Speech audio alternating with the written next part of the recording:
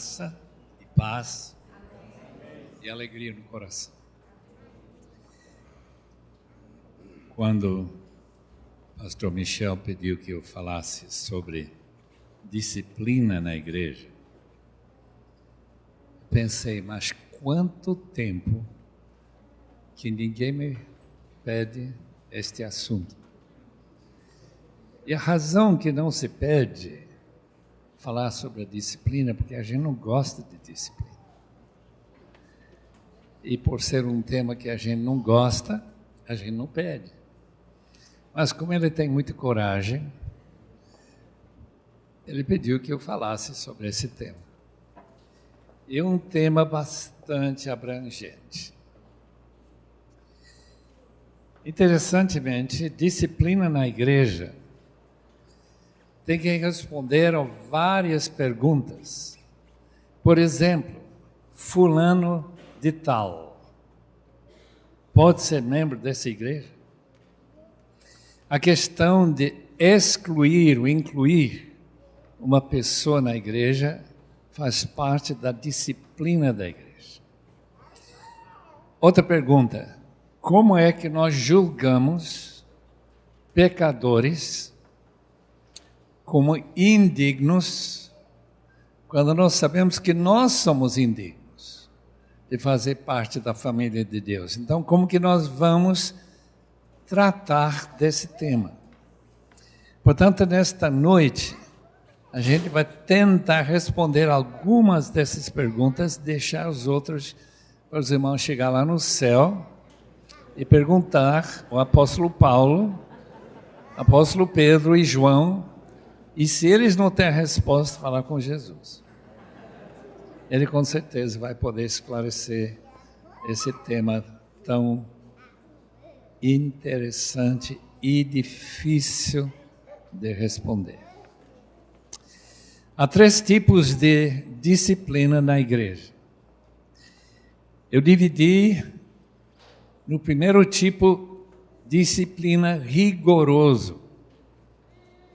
Nós temos uma ilustração desse tipo de disciplina no caso de Finéias. Os irmãos que querem ver nas suas Bíblias depois, não vamos ter tempo para ver todos os textos, em Números capítulo 25. Temos a história de Finéias, pecado de Israel. Ele entra na tenda e com uma lança, passa a lança pelos corações de mulher e o homem adulterando. Isso se chama disciplina rigoroso. Espero que ninguém disciplina a sua igreja desse jeito. Número 2, 1 Coríntios, capítulo 3, versículo 16 e 17. Naquele texto, Paulo escreve que se alguém profanar, essa é a palavra no original, desacralizar o templo de Deus, que não é este prédio, mas as pessoas que fazem parte do templo, pedras vivas, se alguém profanar esse templo, Deus o profanará ou destruirá, porque um templo profanado não serve para abrigar a presença de Deus. O judeu sabia disso muito melhor do que nós. Se o templo fosse adentrado, por exemplo, por um rei do Egito que quis entrar no templo de Jerusalém, então o templo não serviria mais. Tinha que manter a sua pureza e sua santidade. Agora temos disciplina relaxada. Disciplina relaxada é esse tipo que o pai não diz nada quando o filho faz alguma coisa errada, quando ele mente. E a mesma coisa na igreja. A igreja externa se torna apenas lugar onde filhos de Deus, supostamente, escutam outro filho de Deus falar para eles. Mas ele não pensa em absolutamente nada que provocaria uma ira da parte de Deus e, portanto, ira da própria igreja, suficiente para discipliná-lo. Essa disciplina relaxada. E tem um bom número de pais no Brasil que deixam seus filhos fazer o que eles quiserem. E há muitas igrejas que não confrontam pecadores, deixam eles fazer o que quiserem. E fica nas mãos de Deus. Terceiro, uma disciplina bíblica. A importância da disciplina deve ser muito clara. Porque se não há disciplina, então não há diferença entre a família de Deus e a família do diabo. Como eles convivem no mundo, no mesmo mundo, deixar de disciplinar, deixar de aplicar disciplina bíblica na igreja, significa que a igreja vai se transformar numa igreja semelhante à igreja católica. A igreja católica é uma igreja que deixa a disciplina genuína, mais séria, para o futuro. Diz quem somos nós para disciplinar os nossos membros. Portanto, batiza a criança, ela se torna membro da igreja, aliás, não é membro, mas se torna componente, uma pessoa abrigada pela igreja, vive como ele quiser, mente, deixa de pagar suas contas, pode até matar.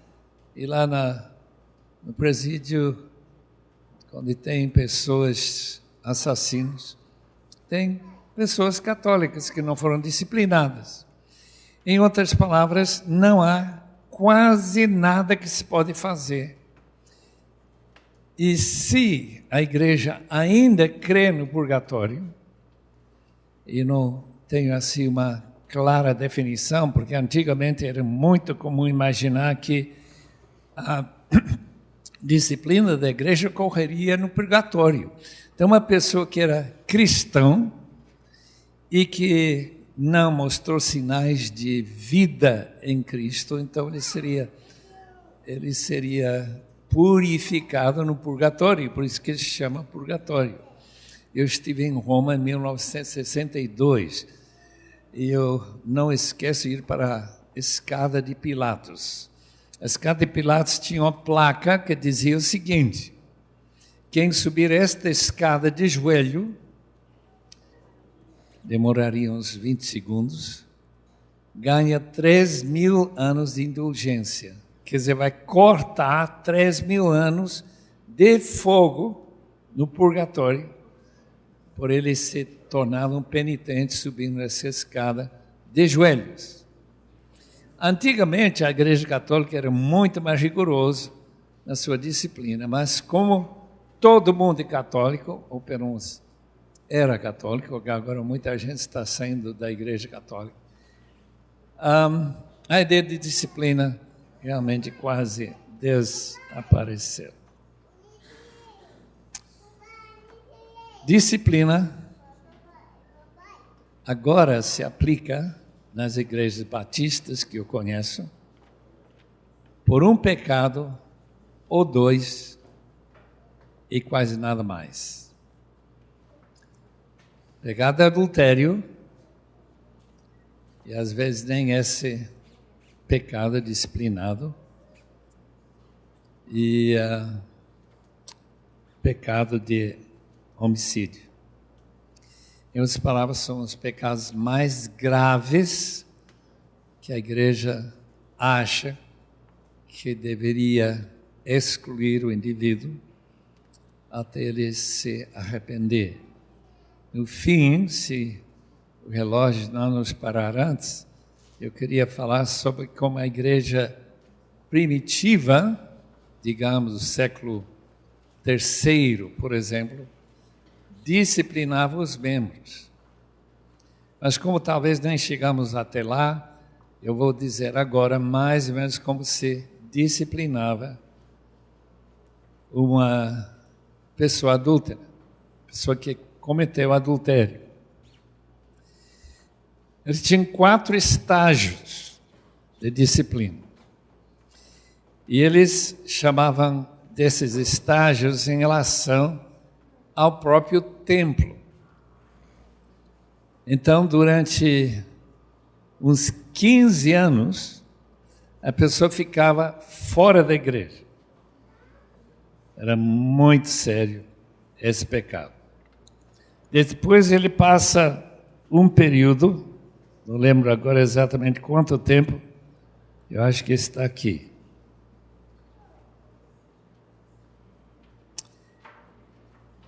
Eles são chamados pranteadores, e que eles ficam fora da igreja. Depois os ouvintes podem entrar no vestíbulo da igreja. E depois eles vão ficar lá uns 2 anos, 5 anos, como ouvinte. Então ele pode ouvir lá, mas ele não pode entrar. Depois os ajoelhados entram na nave. E os assistentes são as pessoas em plena comunhão com os irmãos aqui esta noite. Imagina se as igrejas fizessem isso em nosso tempo. Teria pouca gente na igreja. Porque a própria Bíblia prediz que nos tempos finais o avanço da maldade será muito notável. Em outras palavras, a liberdade, o que nós reconhecemos, o fato que pecado já foi pago na cruz. E que uma pessoa dizendo, estou arrependido, se o pecado for conhecido, e se o pecado não for conhecido, ele só fala com Deus e confessa para ele, 1 João 9, ele acredita claramente que Cristo purificou de todos os pecados e ele então está totalmente livre de qualquer punição, qualquer castigo, qualquer exclusão por causa do seu deslize. O que eu queria apresentar nesta noite, portanto, é uma outra visão da disciplina na igreja. Pelo menos para mim me parece um pouco distinto.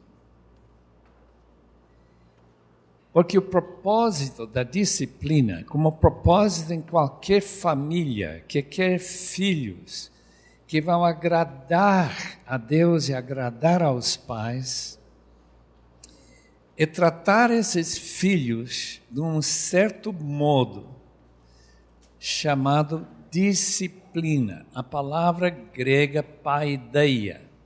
Paideia quer dizer uma pessoa, uma criança que é criada na paideia do Senhor, é uma pessoa que toma pecado a sério.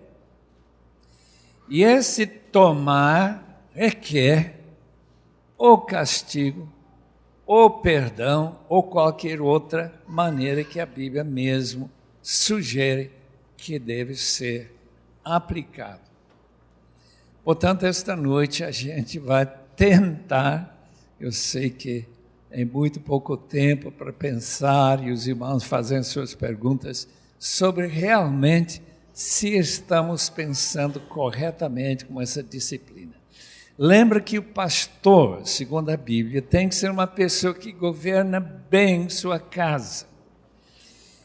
E, portanto, E a pergunta que se faz no texto lá de 1 Timóteo é: se ele não governa bem sua própria casa, se ele não tem seus filhos e esposa em boa relação com ele, como cabeça da igreja, como que ele vai liderar a igreja? E a resposta é: ele não vai liderar a igreja. Ele não vai ter competência para liderar se ele não souber criar seus próprios filhos na paideia do Senhor. Vamos então, 10 razões para disciplinar, qual é o propósito da disciplina. Mas antes de nós entrarmos no tema, eu gostaria que nós orássemos. Os irmãos todos aqui oraram hoje ou não? Tem alguns que não oraram. Não precisa levantar a mão. Se está envergonhado, precisa de disciplina interior.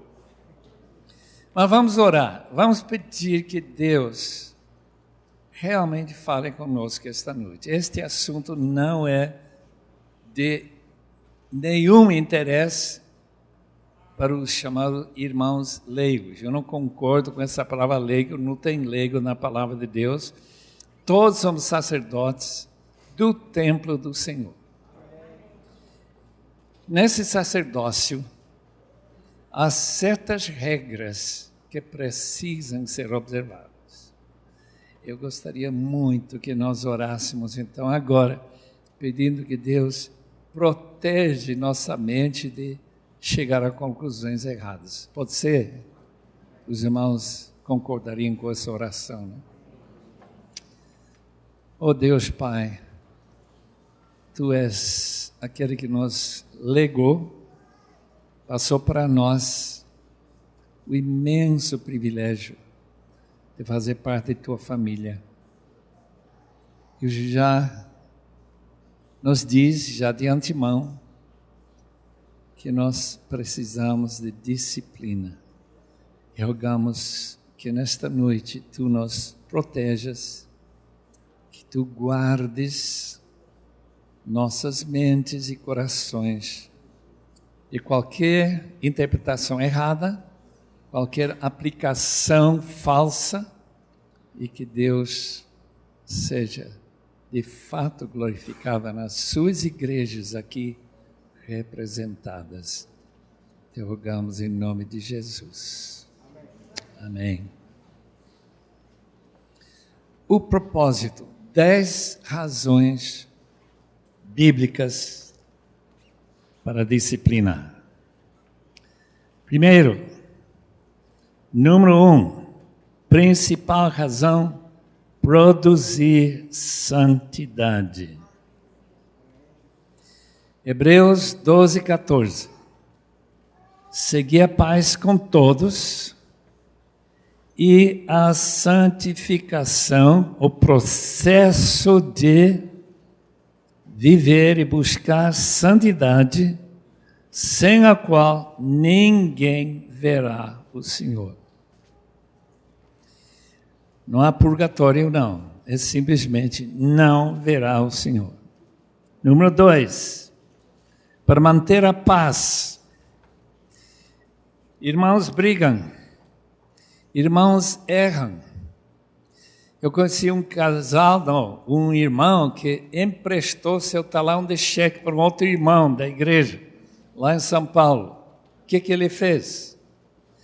Gastou tanto dinheiro que a pessoa que emprestou o talão teve que vender sua casa para saldar as dívidas. Meus irmãos, imagina o atrito que vai seguir um ato desse. Número 3. Igreja sem disciplina não pode crescer, porque é permitir que a erva daninha venha sufocar a semente boa. Então, dentro da igreja, tudo dá.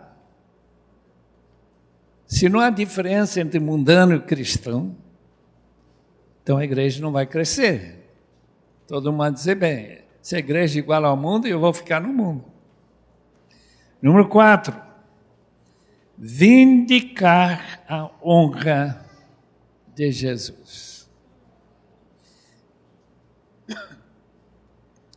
Irmãos, nós fazemos parte do corpo de Cristo. E o corpo tem que agir do jeito que o dono do corpo. Quem vive naquele corpo é Cristo. Se ele vive nesse corpo e o corpo está fazendo coisas bem claramente errados, obviamente haveria necessidade de disciplina. Se os irmãos querem ler sobre o assunto, é 1 Coríntios capítulo 6, lá para o versículo 13, 14, onde diz a pessoa que se prostitui, por exemplo, deve se desligar de Cristo, porque como que Cristo poderia ser envolvido com a prostituta e assim por diante. Esse tipo de argumento é bem notável. E número 5. Evitar que outros pequem da mesma maneira que é o pecado que está sendo disciplinado e confrontado. E o texto é muito claro, específico. Quando o presbítero peca, ele deve ser repreendido publicamente. Por quê? Os outros vão temer e vão corrigir-se ou se desaparecerem da igreja, porque realmente não são de Cristo. Houve um caso na América, em Tulsa, Oklahoma, muito estranho. Eu ainda não estou sabendo como engolir um caso de disciplina da igreja como essa. Uma certa senhora chamada Mariana adulterou com o próprio prefeito da cidade. A igreja a disciplinou, pediu que ela viesse e confessasse. Ela recusou e depois ela foi advertida pelos líderes, os anciãos, os presbíteros da igreja, que eles leriam a sua expulsão da igreja por falta de arrependimento. Em vez dela ser julgada pela igreja, ela julgou a igreja e processou a igreja num tribunal secular. O tribunal multou a igreja por $390 mil. 6 vezes a entrada anual daquela pequena igreja, uma pequena vila, perto de Tulsa, no Oklahoma. Em outras palavras, foi uma decisão para fechar a igreja. A igreja não tinha nenhuma possibilidade de pagar uma multa dessa, quando estava apenas seguindo as regras bíblicas. Mas como esse mundo não aceita aplicar regras bíblicas, uma pessoa pode processar a igreja e a igreja sofrer os danos. Número 6. Evitar a ira de Deus, que é prometida como ser aplicada por Deus sobre a igreja.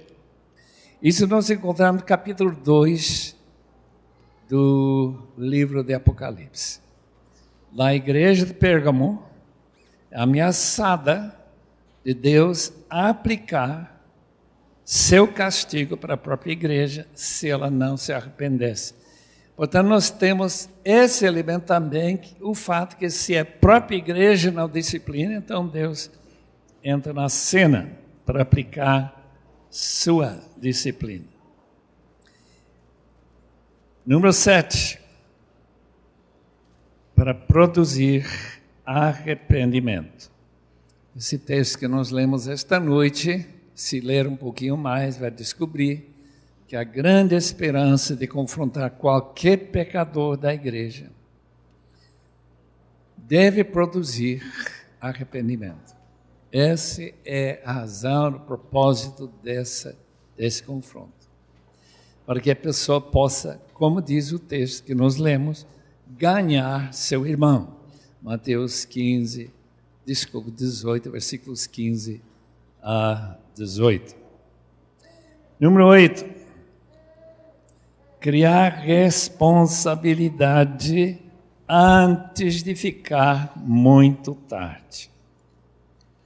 Um dos textos mais sérios na palavra de Deus é Mateus 7, Sermão do Monte, onde Jesus descreve o juízo final, quando várias pessoas, aliás, muitas pessoas, diz o texto, dirão: nós não te chamamos Senhor, Senhor, nós não expulsamos demônios no teu nome, é verdade que expulsaram, e que nós fizemos muitos milagres em teu nome, e eu direi, palavra de Jesus, afastem-se de mim, vocês que não abandonaram a iniquidade.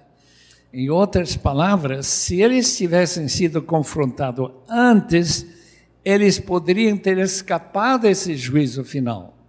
Portanto, a razão da disciplina é para advertir os santos da igreja que, se eles não mudarem de comportamento, eles também vão ser incluídos naqueles que são julgados em Mateus 7, 23 a 25. E, finalmente, porque, diz esse número 9, a igreja não vai cumprir sua missão se ela não disciplinar os seus membros. Qualquer filho sem disciplina se torna filho de rua. A minha filha Helena trabalhou 8 anos com meninos de rua. Eu vou dizer que ela ficou muito desapontado, decepcionado e triste com aquelas crianças totalmente indisciplinadas. Eles não vão ser cidadão nenhum, não vão trazer nenhuma vantagem para o Brasil, eles vão continuar roubando ou ficar na prisão, enquanto eles aumentam a gravidade dos seus crimes. Eu dirigi o carro em que Helena arranjou um lugar para caveira, para ser recuperado, mas ele não queria recuperação, ele fugiu no dia seguinte. Ele tinha matado 14 pessoas e matou mais um e fugiu e provavelmente está morto hoje. Portanto, queridos irmãos, cuidado, disciplina significa criança de rua. Se nós não tivermos um plano para ajudar os membros da igreja a se tornarem membros genuínos de Deus, a situação é perigosa. Uma definição de disciplina: todos os meios pelos quais a igreja busca a santificação de todos e a boa ordem necessária para edificação e crescimento numérico e espiritual. Alguns casos de disciplina. Começa com uma habilidade de distinguir entre disciplina positiva, é simplesmente uma divisão que a gente criou na minha própria cabeça. Positiva é todo tipo de ensino na igreja, é disciplina. Tal como nós falamos de uma matéria na faculdade, que é uma disciplina. Em outras palavras, para a gente passar essa matéria, a gente tem que se disciplinar e cumprir as exigências daquele curso. Positiva e disciplina negativa, que inclui um tipo de castigo, um tipo de restrição. Portanto, na igreja nós temos, domingo após domingo, na escola bíblica dominical, nos livros que a gente leva para a gente ler, estudos bíblicos de todo tipo de ministério, é o que chama de disciplina positiva. Se os irmãos puderem explicar para mim, depois desta aula, o que é disciplina, os irmãos já foram disciplinados mais um pouquinho. Essa é a ideia de disciplina positiva. E toda a Bíblia, especialmente o Novo Testamento, foi escrita e inspirada para essa finalidade. Para ensinar a cada pessoa o verdadeiro conteúdo de Colossenses 1, 28. O que diz esse versículo? Nós o anunciamos a Cristo, advertindo todo homem, disciplina da advertência, cuidado, porque ali tem perigo de um acidente. Advertindo todo homem, ensinando todo homem e mulher, claro, com sabedoria e entendimento, para apresentar todo homem perfeito em Cristo. A palavra perfeito significa maduro, uma pessoa capaz de explicar a maneira de ver uma vida santa, uma vida pura, uma vida disciplinada, enfim, uma vida que glorifica a Deus. Então, o Novo Testamento está cheio, capa a capa, desse tipo de disciplina positiva. Deixe-me dar alguns exemplos e os irmãos vão poder compreender o que eu quero dizer. Aprendizado como discípulo está na grande comissão de Mateus capítulo 28, versículo 19, e de fazer discípulos. A palavra discípulo é aprendiz, ensinando depois de batismo, uma espécie de matrícula na escola de Cristo, aprender a guardar todas as coisas que eu vos tenho ensinado. Então, essa disciplina que toda igreja tem, é de não omitir nada. Ou como nós lemos o caso de Paulo em 3 anos em Éfeso, capítulo 20, ele faz sua apologia, em que ele explica que ele encomendou a palavra de Deus àqueles irmãos de Éfeso. Em outras palavras, ele vai deixar Deus cuidar deles, porque ele fez o que ele podia fazer, além do fato de entregar a igreja à disciplina dos presbíteros que estavam reunidos lá em Mileto, e ele não omitiu nenhum dos desígnios de Deus. Tudo tem que ser ensinado. E uma igreja que não ensina a palavra, uma razão para este plano de ensinar exposição da Bíblia, é simplesmente que a igreja que prega do jeito de Colombo descobrir a América, não vai dar muito sentido, não, em termos de disciplina. Ou como se diz, pregar como galinha come milho. Os irmãos vê, a galinha pega um aqui, pega outro ali, passa por cima de 3 e pega isso e vai pulando e não fala em muitas coisas que a Bíblia fala. Portanto, a pessoa fica ignorante. É como se a gente soubesse algumas leis para guardar, sendo brasileiros, e os restos das leis esquecer. E de repente vem a polícia bater na porta e você vai ter que responder lá no tribunal. Essa maneira que o próprio Estado disciplina os seus membros. Mas a Igreja de Cristo não usa mais chicote, como no caso de Paulo na sinagoga. Você não lembra quantas vezes ele passou, porque ele estava em desacordo com o ensinamento da sinagoga judaica. Então, Paulo encomendou a palavra de graça de Deus, a oração de Jesus para guardar, proteger e não perder nenhum dos seus discípulos. João 17, versículo 12, a não ser Judas, filho da perdição, ensinando todo homem, advertindo todo homem, apresentar todo homem perfeito em Cristo. Preparar líderes para ensinar outros, Hebreus 5, 12.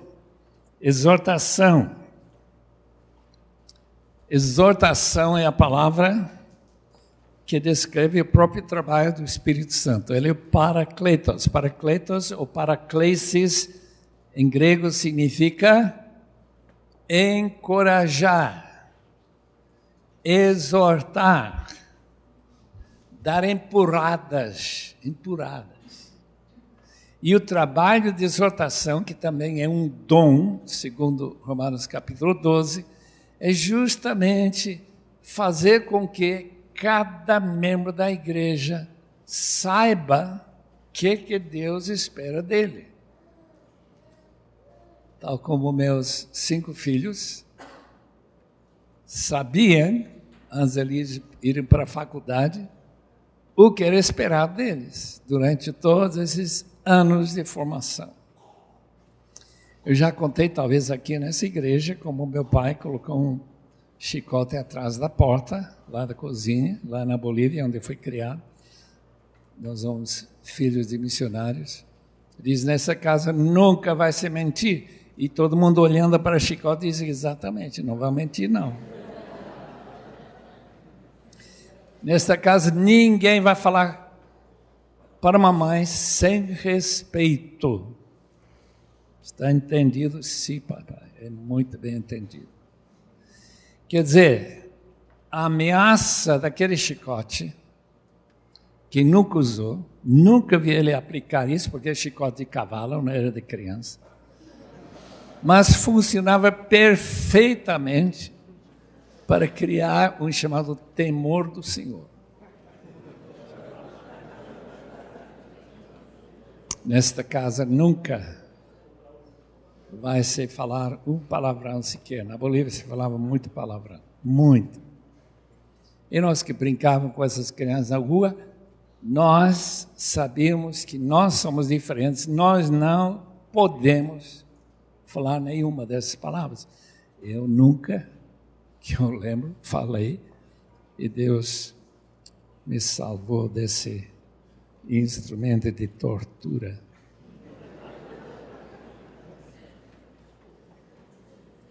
Não, papai era bem disciplinado e disciplinador.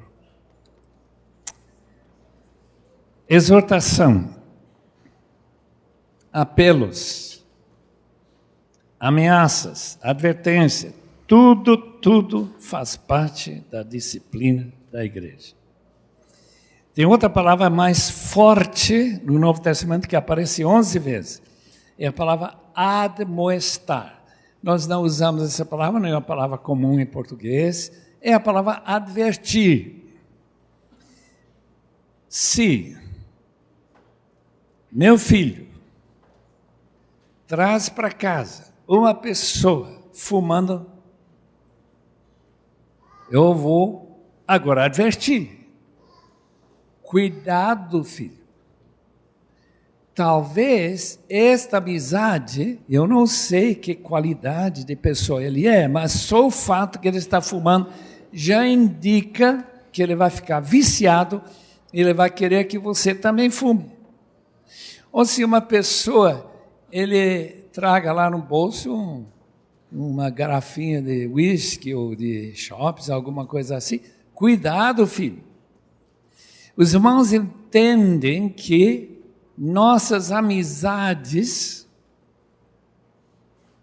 podem criar perigos na área de disciplina.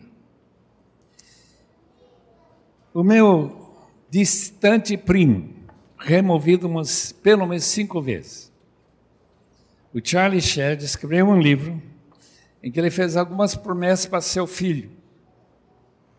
Acho que foi Felipe. Ele tinha 5 rapazes e uma moça, 6 filhos.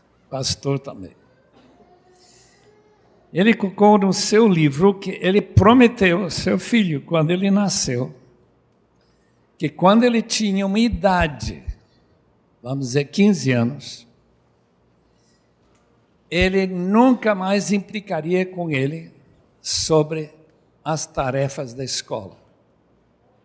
Se eu não conseguir ensiná-lo até 15 anos, que essas tarefas são muito importantes você fazer, então eu falhei. Quando você chega a 16 anos, se você começa a ter amizades que eu não concordaria de forma alguma, eu vou admitir que eu nunca vou mais falar, criticar, denunciar suas amizades. Porque se você não aprendeu até 16 anos, quando você tem 17, se você não chega em casa, no horário, que mamãe não fica preocupada onde que está você, eu falhei completamente, eu nunca mais vou falar. E quando você chega a 18 anos, eu vou pagar metade do seu carro, nunca vou pagar carro todo. Eu vou pagar metade da sua multa, você vai pagar a outra metade, ou não vai dirigir. Em outras palavras, o que ele está se comprometendo a fazer a parte dele na disciplina daqueles filhos.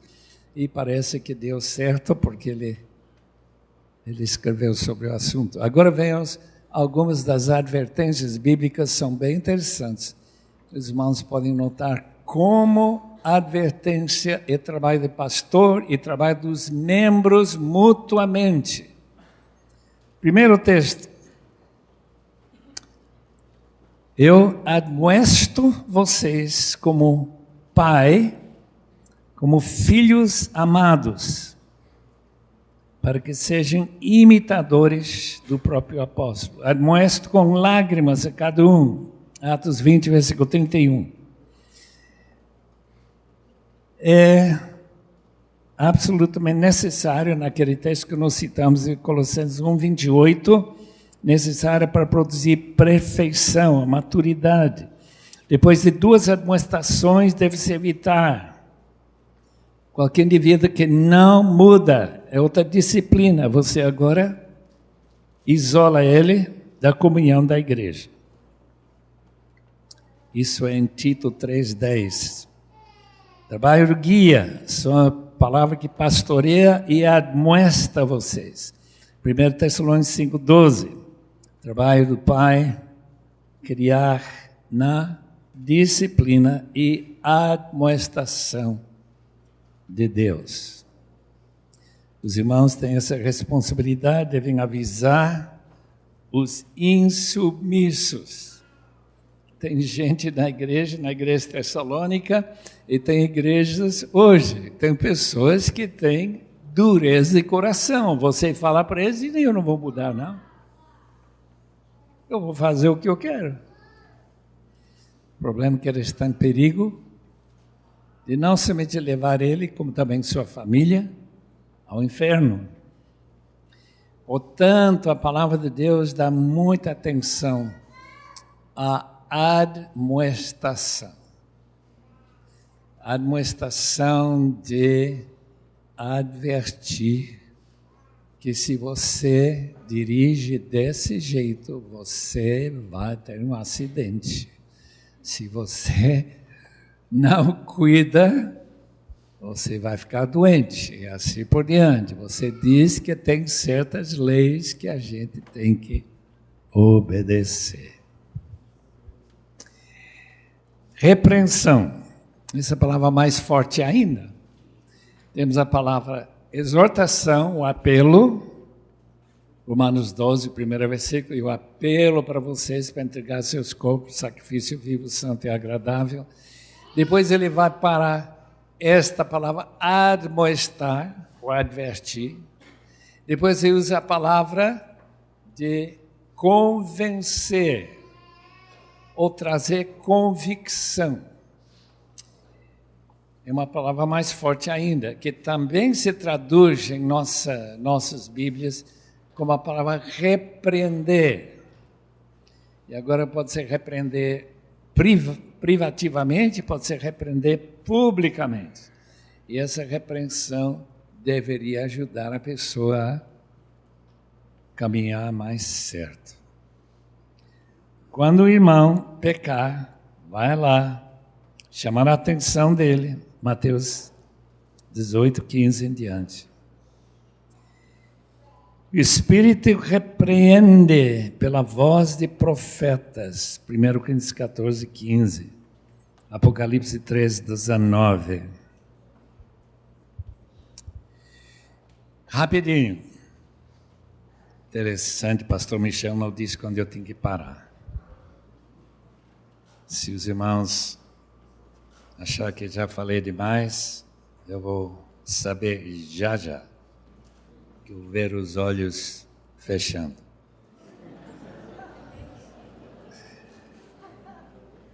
Primeiro, quem disciplina é Deus.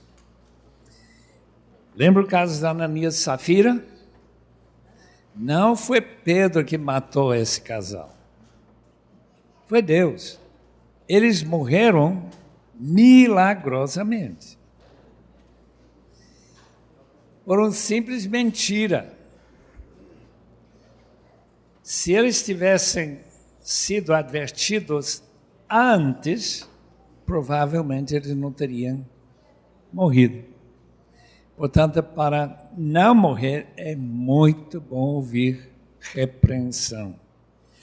Outro texto, os irmãos lembram, o texto da ceia do Senhor, que muitos estão doentes e alguns dormem. Dormem lá significa no cemitério. Em outras palavras, estão mortos. Por que eles estavam mortos? Por falta de discernir o corpo de Cristo. Não o pão que estão comendo, mas a maneira que estão tratando os outros irmãos mais pobres da igreja, que não podiam chegar na hora do culto. E então eles comeram tudo naquela festa em que eles até se embriagaram. Comendo tudo, não deixavam nada para os escravos que trabalhavam mais tarde e chegaram depois. E Paulo realmente dá uma repreensão muito forte naquele texto, usando essa palavra discernir o corpo. Discernir o corpo. O texto de Atos, capítulo 8, interessante. Aquele Simão mago, coitado. Aquele irmão não entendeu nada, né? Ele tenta comprar o Espírito Santo. Você já pensou? Chegou o pastor Michel, eu vou dar R$100 se o senhor passar para mim o dom do Espírito. E Pedro ficou indignado e falou para ele que ele estava na raiz da amargura. Muito forte. Temos vários textos que Satanás está envolvido na disciplina. Os irmãos lembram? Entrega-se devido, 1 Coríntios 5, a Satanás.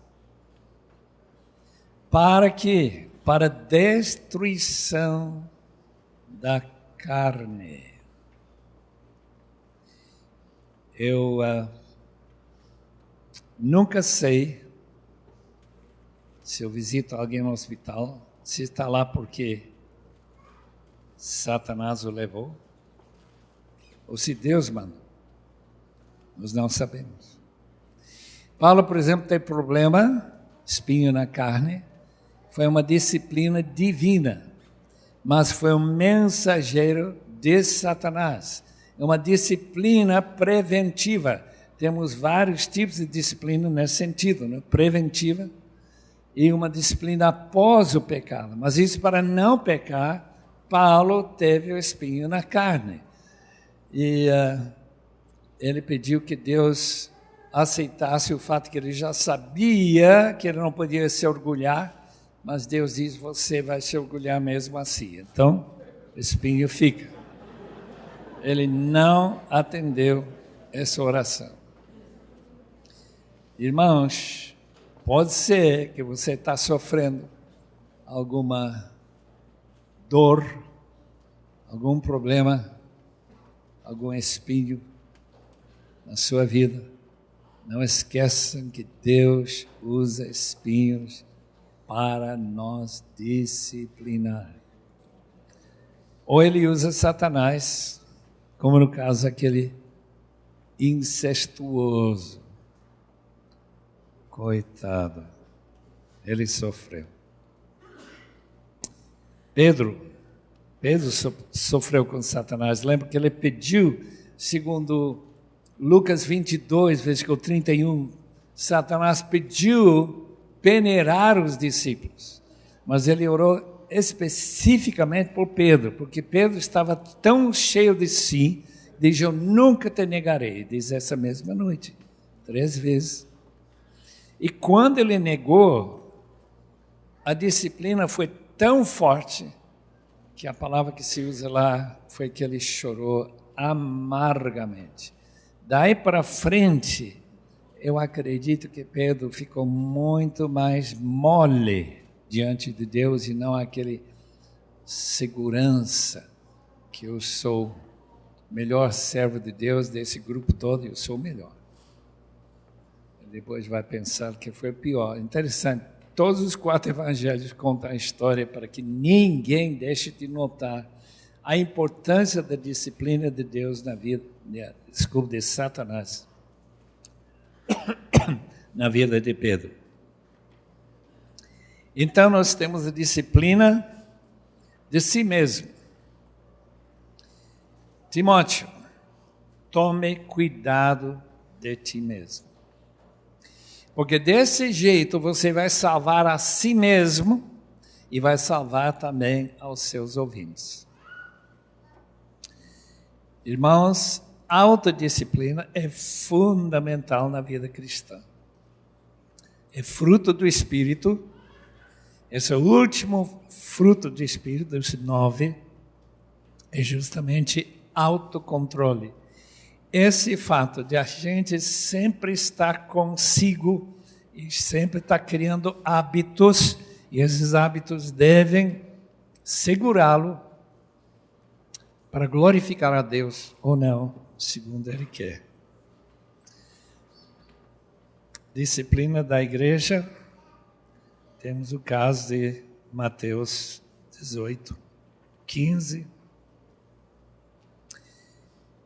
No discipulado, na videira, o ramo que não produz fruto, Deus corta. Outro dia estive em Niterói, alguém colocou na minha mão um livro sobre os desigrejados no Brasil. Eu já sabia que havia muitos, porque nós começamos uma igreja em São Paulo, e logo encontramos várias pessoas, já foi crente.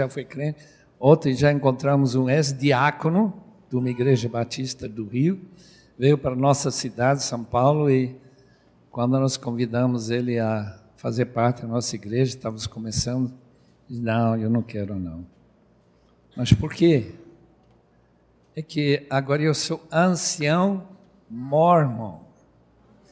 Em outras palavras, ele fez um pulo do alto categoria de diácono para um mais alto no mormonismo. Foi muito complicado. Quem deve ser disciplinado? Todo mundo.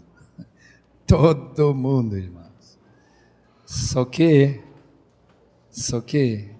alguns aceitam a disciplina e produzem obras de santidade que glorificam a Deus.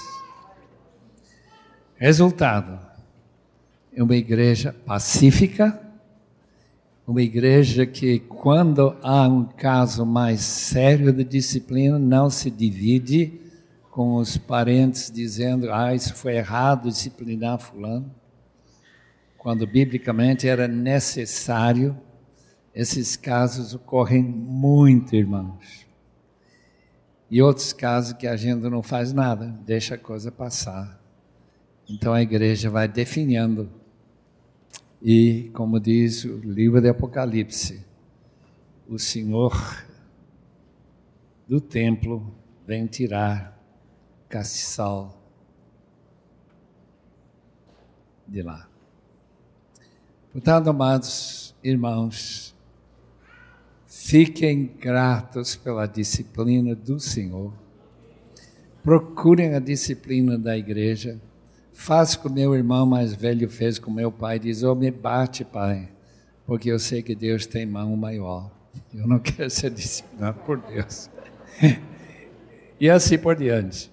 Deus é muito bom para nós ajudar a buscar com sinceridade a santificação sem a qual ninguém verá a Deus. O Pai, se conosco nesta noite em que estaremos pensando sobre o tema, talvez discordando um ponto ou outro, mas diante de Tua Palavra reconhecemos, Senhor, que todos nós precisamos de disciplina. Precisamos saber quais são as regras, quais são as coisas que precisamos aprender como discípulos de Cristo, de tudo que Ele ensinou e onde passou de lado e nós não percebemos que estávamos errando. Abençoa-nos, portanto, querido Deus, e faz com que nós e nossos vizinhos e colegas de trabalho e escola possam reconhecer que nossas vidas realmente são imitações de Cristo. Em nome de Jesus. Amém.